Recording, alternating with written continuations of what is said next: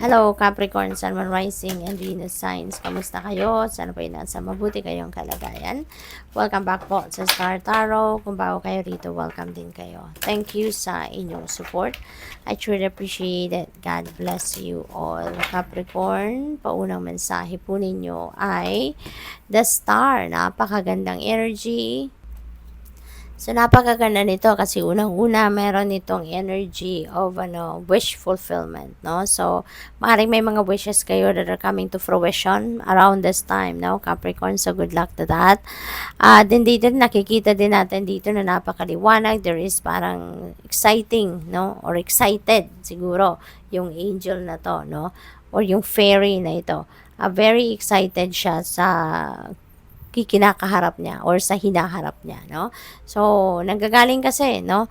Nanggagaling siguro ang iba sa inyo rito sa isang difficult situation but you manage to overcome kung ano man ang difficulty dyan at napagtagumpayan ninyo ito. So, ngayon, you are equipped na with hope, with optimism, with assertiveness, with high level of self-esteem and confidence, no? Kaya, excited kayo ngayon na magsimula ng bagong buhay. There is new path, new beginning that is opening up for you sa ngayon, Capricorn. Kaya natutuwa kayo. Excited kayo dito na magsimula sa bagong path, no, na nagbubukas para sa iyo. We have Four of Autumn. Ayan. So, manage your resources wisely. Capricorn, ito yung panawagan sa inyo sa ngayon. I-manage ninyo ang inyong kaperahan. No? Yung in and out ng pera ninyo, dapat ay namomonitor ninyo. Make sure na nababalanse ninyo ang paggastos versus savings versus kung magkano yung pumapasok na pera sa inyo. No? Yung pagbabudget, dapat focus kayo dito, self-discipline din, no? Yung ganon. So, what else? We have Prince of Winter. Ayan. So, maaring ang iba sa inyo rito talaga, merong mga pagkakabisihan, ano? So, siguro dahil nanggagaling kayo sa tagumpay. Kaya ngayon, excited kayo, no? Sa mga opportunities na kumakatok sa buhay ninyo sa ngayon. At maaring you're going to take advantage of every opportunity na meron kayo ngayon and you are ready to make changes, no? You are ready to create positive changes din sa buhay ninyo. So, maraming mga pagbabago ang maaaring dumating, maaaring yung mga pagbabagong yan ay hatid din sa inyo ng universe, regalo yan sa inyo ng universe. Maaari nga lang dito, no, na talagang siguro mabilisan ang mga kaganapan sa buhay ninyo rito. Mabilis ang pag-iisip dapat, mabilis ang pag-take action, mabilis dapat ang mga ginagawa ninyo sa ngayon, no? What else for Capricorn? We have Two of Autumn. Ayan. So, this is this is you doing a lot of things, no? All at the same time nagmo-multitask kayo, no? Anyway, magaling naman kayo mag-multitask. That is your talent, no? Pero, maaaring kailangan din ninyo dito, Capricorn, na balansehin din ang sarili ninyo. Okay? Marami na kayong ginagawa, marami kayong pinagkakabalahan, even though ini-enjoy ninyo yan, kailangan pa rin ninyong alagaan ang inyong sarili. Dapat ang priority pa rin dito is yung well-being ninyo, no? Para kung maganda ang inyong pakiramdam, you are on top of your health for sure. Kahit marami kayong gagawin, kahit mag-multitasking pa kayo ng bonggang-bongga, walang problema dahil you are on top of your health. So, magiging maganda pa rin ang inyong pakiramdam. So, okay lang. Diba? Kaya dapat lagi inaalagaan ang sarili.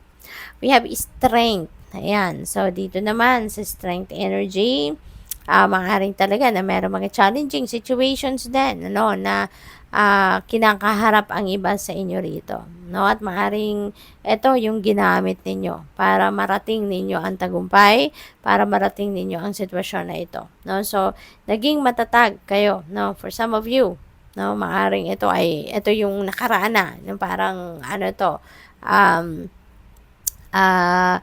ito yung naging kapital ninyo para dito sa pagtatagumpay ninyo. Baka para makarating kayo sa success, no? Sa pag-overcome ng mga difficult situations or challenging situations.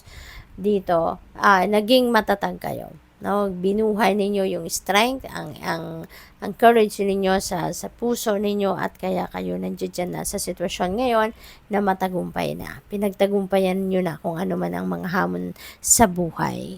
What else for Capricorn? We have Princess of Summer. Ayan. So, there is a new relationship, no, or emotional experience dito. Maybe you are entering a new love and romantic relationship. Sa ngayon, kung kayo ay single pa, maaring magkakaroon kayo ng bagong love life, or baka meron kayong you're meeting a new friend, no? Maaring ganun ang ganap. Probably then, ano, na may kilig-kilig factor dito kasi maraming invitations din sa inyo for social gatherings. Maaring may mga party kayong dadaluhan, kaya maaring na-excite din kayo, no, na malaman ang mga yan. What else? We have 6 of Spring. Ayan. So, this is no, tagumpay. So, kung sa star energy, meron na kayong tagumpay, dito rin, iba rin ang tagumpay na to. This could be related to work, related to your career. So, maraming magagandang balitang paparating sa inyo, at ang mga balitang ito ay related sa inyong pagtatagumpay, no? Sa ngayon, you will be on the spotlight. Now, you will be on the spotlight. Maaring magiging sikat kayo ngayon. There are going to be a lot of people na maaring makapag-recognize ng inyong galing, ng inyong job well done. Mara-recognize na dito ang inyong mga accomplishments, ang achievements ninyo. Maraming tao dito yung papalakpak siguro sa inyo, Capricorn, ano? Kasi ang galing na ginawa ninyo, kaya maraming makaka-appreciate sa inyong effort na ginawa, no?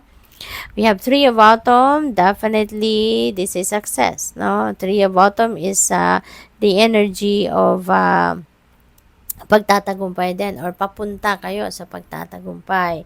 So, ang maganda rin dito, kasi kaya kayo magtatagumpay dahil ginagawa ninyo ang passion ninyo. Ginagawa ninyo kung ano talaga yung gustong-gusto ninyong ginagawa. No? You are doing what you love to do. Nag-i-enjoy kayo sa inyong ginagawa. Kaya with that, no, high vibe kayo, excited kayo, kaya mas mabilis ang pasok ng swerte sa inyo. Mabilis ang pagpasok ng tagumpay. So, good luck. Thank you for watching. Love and light. Namaste.